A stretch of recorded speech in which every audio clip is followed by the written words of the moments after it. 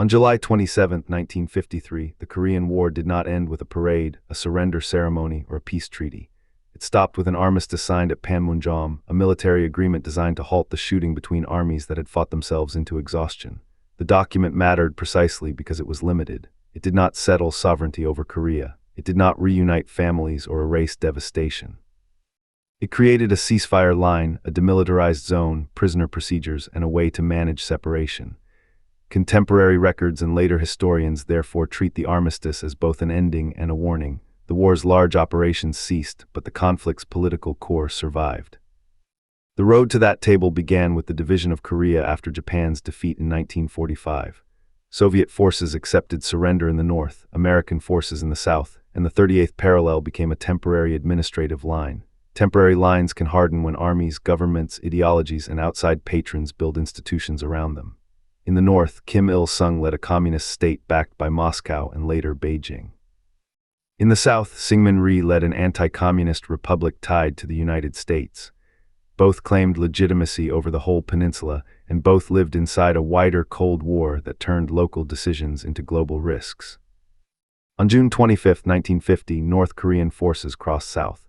Seoul fell quickly, and the war became a disaster for civilians almost immediately. Roads filled with refugees. Bridges and stations became places of panic. The United Nations Security Council, with the Soviet delegate absent, authorized assistance to South Korea, and American forces entered under the United Nations command.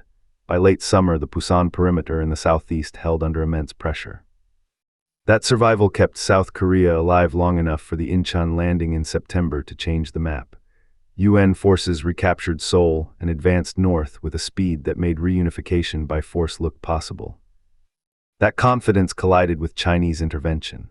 As UN forces neared the Yalu River, Chinese troops entered the war in large numbers and pushed the front back. What had begun as a Korean civil and interstate war became a major Asian Cold War battlefield. By 1951, the front settled near the 38th parallel. From then on, the conflict was less a war of sweeping movement than a war of ridges, trenches, artillery, patrols, and negotiations.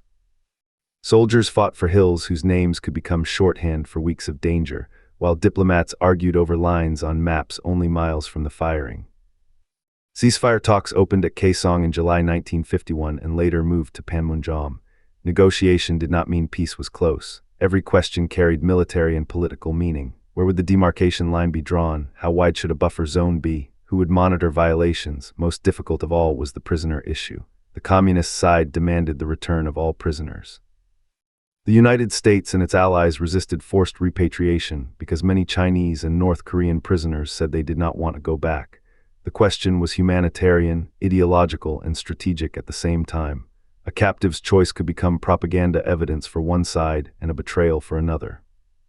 While talks dragged on, the war continued. Artillery fired, patrols probed, aircraft struck targets. Civilians waited behind damaged towns and fields, unsure whether the next rumor meant safety or renewed offensive. The armistice was delayed not because everyone loved war, but because each side feared the wrong ceasefire could lock in weakness. South Korean President Syngman Rhee was especially opposed to any settlement that left Korea divided. For him, a ceasefire near the old line risked making partition permanent. His government did not sign the final armistice, and that absence still matters when we ask what the document actually solved.